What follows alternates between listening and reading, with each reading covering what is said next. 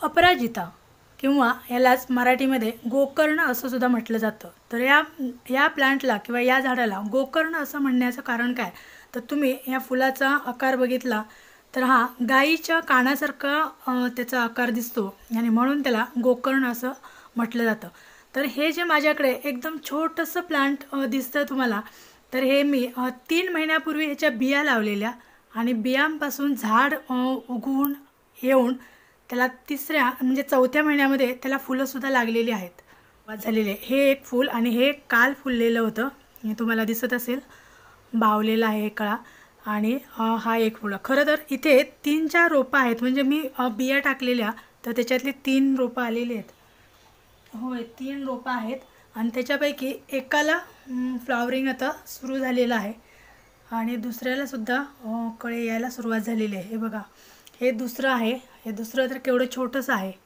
हा एक सिंगल अगदी वेल आहे आणि याला सुद्धा इथे कळ्या यायला लागलेल्या आहेत, छोट्या छोट्या आहेत अजून त्या।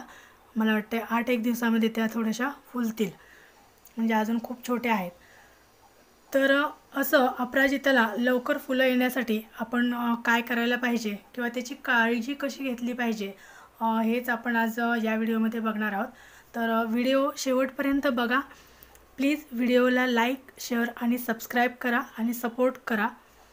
तर अपराजिताच्या ह्या अशा शेंगा असतात, हे बघा एवढ्या अशा छोटे छोटे असतात। ही त्यामधलीच एक शेंग माझ्याकडे राहिलेली आहे, ज्या मी ह्या बिया लावल्या त्याच्यातलीच एक अशी राहिली आहे खरं तर चुकून, आणि ती मी आता म्हटलं तुम्हालाही दाखवूयात।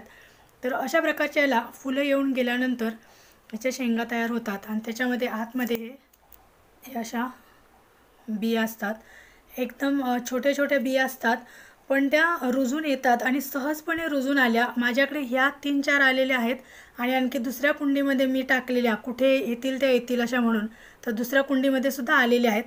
तर त्या मी आता माझ्या फ्रेंड्सला देणार आहे ती रोपं, कारण ज्यांनी मागितलेली आहेत तर त्यांना मी ती रोपं देणार आहे। तर अशा ह्या बिया असतात, तर ह्या बिया तुम्ही रुजत घालायचे आहेत। तर रुजत घालताना कोणती काळजी घ्यायची म्हणजे त्या लवकर रुजून येतील। तर बिया जर आपल्याला लवकर रुजून यायला हव्या असतील तर थोडंसं आपण वेगळी ट्रिक इथे मी तुम्हाला सांगणार आहे। तर फर्स्टली आपण असं बाउलमध्ये एखाद्या किंवा पेल्यामध्ये पाणी घ्यायचं आहे। आता ह्या ज्या बिया आहेत माझ्याकडे त्या मी तुम्हाला ह्याच्यामध्ये टाकून दाखवते। तर ह्या अशा पेल्यामध्ये भिजत ठेवायच्या आहे आणि भिजत ठेवत असताना त्यामध्ये जर काय तुमच्याकडे हायड्रोजन पॅरॉक्साईड असेल तर हायड्रोजन पॅरॉक्साईडचे 2 ते 3 थेंब टाकायचे आहेत, ते भिजत ठेवायचे आहेत। रात्रीच्या भिजत ठेवायच्या आणि दुसऱ्या दिवशी सकाळी तुम्ही त्या रुजत घालू शकता। आणि तुमच्या लक्षात येईल की ह्या बियांचं मग हायड्रोजन पॅरॉक्साईड टाकल्यानंतर ते वरचं कवर आहे ते लवकर असं सॉफ्ट होतं आणि त्याच्यातून कोंब लगेच यायला मदत होते। आणि ह्या बिया मग अशा जर काही तुम्ही लावल्या तर तुम्हाला 3-4 दिवसामध्ये त्या रुजून आलेले दिसतील। आणि बिया रुजून आल्यानंतर ते एकदम नाजूक असतं झाड, बघताय तुम्ही आता इथे समोर पण किती अशी सिंगल अशी वेल आहे। तर बिया रुजून आल्यानंतर लगेच त्याला हलवायचं नाही। आता हे सुद्धा मी खरं तर ह्या कॅरी बॅगमध्ये ह्या बिया टाकलेल्या होत्या, हे बघा, आणि त्याच्यामध्येच त्या रुजून आलेल्या आहेत, पण अजूनसुद्धा मी ह्याला लगेच ट्रान्सफर करणार नाही आहे दुसऱ्या इकडे। तर मी आता पावसाळ्यामध्ये हे चांगल्या कुंडीमध्ये ट्रान्सफर करणार आहे किंवा त्याला रिपोर्ट करणार आहे, तोपर्यंत मी या बॅगमध्येच ठेवणार आहे। तर बिया रुजून आल्यानंतर त्या आधी थोड्याशा मोठ्या होऊ द्यायच्या, चांगल्या असं फ्लॉवरिंग वगैरे येऊ द्यायची, त्याची मुळं चांगली वाढू द्यायची आणि त्यानंतर मग तुम्हाला हव्या त्या कुंडीमध्ये तुम्ही त्या ट्रान्सफर करू शकता। अपराजिता हे एक विष्णूला प्रिय असणारं फूल आहे किंवा झाड आहे। त्यानंतर शंकराला सुद्धा या झाडाची फुलं खूप आवडतात किंवा घातली जातात। साडेसाती असेल तर आपण शनिदेवाची पूजा करतो आणि शनिदेवाला सुद्धा अपराजिताची फुलं घातली जातात, म्हणजे शनिवारची तुम्ही अपराजिताची फुलं शनिदेवाला घालू शकता। त्यानंतर हे अपराजिता या झाडाला माता लक्ष्मीचंच रूप असं मानलं जातं आणि म्हणूनच म्हटलं जातं की सगळीकडेच हे फुलत नाही किंवा ह्याला फुलं येत नाहीत म्हणून। तर म्हणून सुद्धा या झाडाला खूप महत्त्वाचं म्हणजे असं स्थान आहे भारतीय संस्कृतीमध्ये, किंवा अवश्य लावतात, आवर्जून लावतात। आणि हे लावणं शुभ असतं, आपल्याकडे पॉझिटिव्ह एनर्जी येते, माता लक्ष्मीची आपल्यावरती कृपा राहते, तसंच पैशाची आवक राहते, धनप्राप्ती होते आणि आपल्याला वेगवेगळ्या अपॉर्च्युनिटी मिळतात असंही मानलं जातं. अपराजिताचं शास्त्रीय महत्त्व काय आहे हे आपण आत्ता बघितलं. पण याचबरोबर अपराजिताचं पानापासून ते खोडापासून आणि मुळापर्यंत सगळेच पार्ट हे औषधी असतात. प्रत्येक भागाचा ह्याच्या अपराजिताच्या औषधामध्ये उपयोग केला जातो आणि औषधामध्ये किंवा आरोग्यासाठी ह्याचा उपयोग आहे. संस्कृतीच्या दृष्टीने सुद्धा महत्त्व देऊन म्हणजे प्रत्येकाने आपल्याकडे लावावं असंही असेल कदाचित, म्हणजे की हे विष्णुप्रिय आहे किंवा माता लक्ष्मी असं त्याला उपाधी दिली असेल. कारण काय, जेणेकरून हे भारतीय संस्कृतीमध्ये आपण देवावरती विश्वास ठेवतो आणि म्हणून तरी आपण हे झाड लावू अशा उद्देशाने मला वाटते ते आपल्याला सांगण्यासाठी म्हणून ते सांगितलं असेल. या झाडाचं नाव आता अपराजिता. अपराजिता म्हणजे काय, जे कधी पराजित होत नाही त्याला आपण अपराजिता असं म्हणतो. आणि हे जी निळी फुलं आहेत तर ह्या निळ्या फुलांचा टीसुद्धा केला जातो. ही निळी फुलं एकत्र करायची, 8-10 फुलं अशी घ्यायची आहेत, एका कपामध्ये घ्यायची आहेत आणि त्याच्यामध्ये आपण जसं ग्रीन टी करतो तसं त्याच्यामध्ये गरम पाणी ओतायचं आहे आणि गाळून थोडा वेळ ठेवायचं झाकून आणि नंतर गाळून ते प्यायचं आहे. तो चहासुद्धा खूप आरोग्यवर्धक असतो आणि उपयोगी असतो. तर अशा प्रकारे फुलांचा सुद्धा त्याच्या वापर हा आरोग्यासाठी आपण करू शकतो. बरोबर, आरोग्याच्या दृष्टीने याचं काय महत्त्व आहे हे सुद्धा आपण बघितलं. तर अशा या रोपाची काळजी आपण कशी घेतली पाहिजे, याला जास्तीत जास्त फुलं येण्यासाठी आपण काय केलं पाहिजे, तर हेही आपण आता बघूयात. तर हे लावताना मी ह्याच्या शेणखत आणि गांडूळ खत ह्याचं मिक्सचर करून म्हणजे एका बॅगमध्ये भरलेलं आणि त्या बॅगमध्ये अगोदर दुसरं एक झाड होतं आणि त्याच्याच बरोबर मी हे बियासुद्धा टाकलेल्या होत्या आणि त्या बिया रुजून आल्या आणि आता हे झाड मग ते म्हणजे ज्या वेळेला मी सुरुवातीला शेणखत आणि गांडूळ खत घातलेलं होतं तर त्या खतामुळेच त्याची वाढ ही अशी झटकन झालेली आहे आणि त्याला फ्लॉवरिंगसुद्धा आलेलं आहे. पण आता हे 2-3 महिन्यापूर्वी मी त्याला खत घातलेलं होतं, त्यानंतर काही मी अजून त्याला खत घातलेलं नाही आहे. तर आत्ता आपण काय त्याला खत द्यायचं किंवा त्याला आणखी फ्लॉवरिंग होण्यासाठी आपण कोणतं खत दिलं पाहिजे. आणि अपराजिताच्या झाडाला सतत आपण असं त्याची माती मोकळी केली पाहिजे 8-10 दिवसानंतर, म्हणजेच त्याची मुळं हे खाली खोलपर्यंत जातात आणि त्याला चांगली मुळं फुटतात आणि मग जर मुळं चांगली आली तर रोपसुद्धा आपलं हेल्दी राहतं.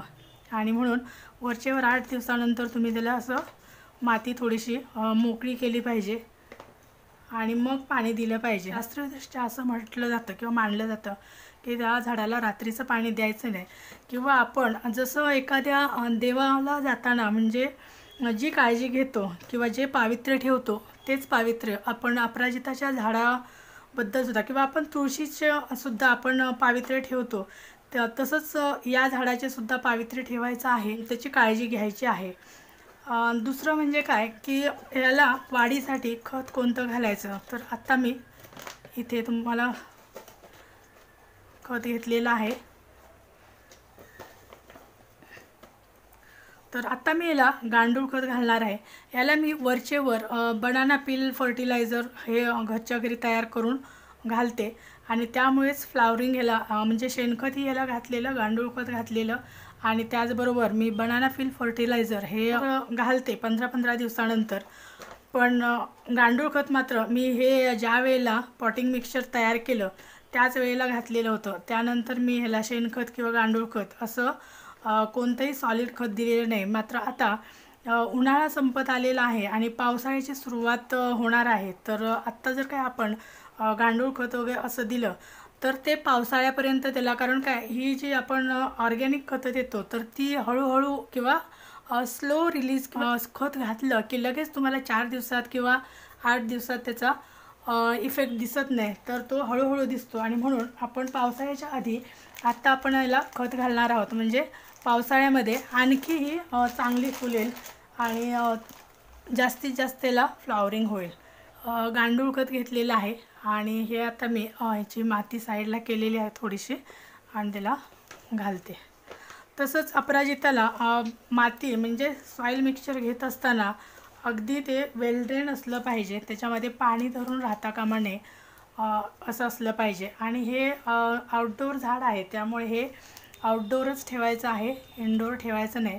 आणि जसं मी तुम्हाला सांस्कृतिक किंवा शास्त्रीयदृष्ट्या महत्त्व सांगितलं, त्याचबरोबर आणखी एक पॉईंट आहे याचा, आम्हीसुद्धा यूट्यूबवरतीच ऐकलेलं आहे ॲक्च्युली.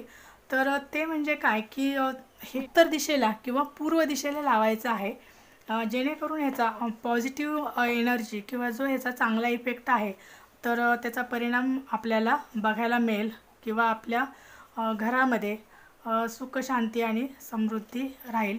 तर पण पूर्व आणि उत्तर दिशेला लावत असताना माता लक्ष्मीचं रूप असं आपण अपराजिताला मानत असल्यामुळे, विष्णूला प्रिय असल्यामुळे आणि आपण शनिदेवाला सुद्धा याची फुलं घालत असल्यामुळे हे बेडरूमच्या साईडला किंवा बेडरूमच्या विंडोकडे वगैरे लावू नये असं म्हणतात. हे उत्तर दिशेला ठेवलेलं आहे आणि उत्तर दिशेला आमचं गार्डनच आहे, तिकडे असं काही एक नाही आहे.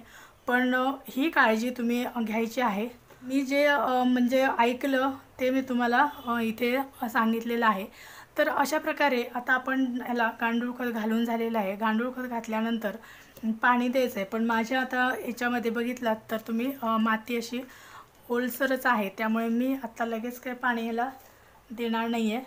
तर 1-2 दिवसानंतर मी पाणी देईन. 3.5 महिन्यामध्ये फ्लॉवरिंग आलं म्हटल्यानंतर मला खरंच खूप बरं वाटलं. तर तुम्हालासुद्धा तुमच्या अपराजिताला जर भरपूर फ्लॉवरिंग हवं असेल तर तुम्हीसुद्धा त्याची अशीच काळजी घ्या. तर त्याला जास्तीत जास्त तुम्ही शेणखत आणि गांडूळ खत घाला आणि शेणखत आणि गांडूळ खताबरोबरच बनाना पील फर्टिलायझरसुद्धा घालायचं आहे. म्हणजे फ्लॉवरिंगच्या कोणत्याही प्लांटला त्याला पोटॅशियमची आवश्यकता असते. 3 खतच दिलेले आहेत आणि त्याच्यावरतीच त्याला फ्लॉवरिंग सुरू झालेलं आहे. तर तुम्हीसुद्धा तुमच्या अपराजिताची अशीच काळजी घ्या. आणि पाण्याचं म्हणाल तर याला पाणी खूप घालायचं नाही आहे. ज्या वेळेला मातीवरची अशी ड्राय दिसेल, बघा आता माझी एवढी माती ओली आहे तर मी पाणी घालणार नाही आहे. म्हणजेच माती ही वरची ड्राय झाली की मगच पाणी घालायचं आहे. याला सारखं पाणी घालायचं नाही. कोणत्याही प्लांटला सारखं पाणी घातलं तर मग त्याची पानं पिवळी होतात आणि पानं पिवळी होऊन गळून पडतात आणि नंतर हळूहळू झाडसुद्धा ते मरायला लागतं. तर म्हणून अशा प्रकारे जर काही तुम्ही काळजी घेतलीत अपराजिताची तर अपराजिता तुमच्याकडे सुद्धा छान होईल आणि असंच तिलासुद्धा लवकर फ्लॉवरिंग होईल. आणि हे जे दुसरं माझ्याकडे झाड तुम्ही बघताय तर हे आहे ऑफिस टाईम. ह्यालासुद्धा किंवा ह्याला 9 to 5 असंही म्हटलं जातं. तर हे बघा किती वाढलेलं आहे. हे सुद्धा मी हल्लीच लावलेलं आहे. ह्याला 2-1 महिने झाले, पण ही झाडं खूप लवकर वाढतात कुठेही लावली तरी. कारण याची एकच फांदी मी आणलेली होती आणि ती मोठी झाली काय त्याची पुन्हा फांदी तोडून पुन्हा लावली, पुन्हा ती मोठी झाली काय त्याची फांदी लावली, असं करत करत आता केवढं तरी झालेलं आहे. आणि त्याला सकाळची एवढी फ्लॉवरिंग होते की रेड कलर आणि येलो कलरची असे दोन प्रकारचे आहेत त्याच्यामध्ये. ते खूप छान आणि सुंदर दिसतं. खरं तर मी हे म्हणजे आता 5 वाजलेले आहेत. मी जर हा सकाळी व्हिडिओ केला असता तर तुम्हाला याचे फ्लॉवरिंग किती छान दिसते तेही मला दाखवता आलं असतं. अपराजिताचा व्हिडिओ तुम्हाला कसा वाटला तर ते मला कमेंट बॉक्समध्ये अवश्य सांगा. Thank you so much.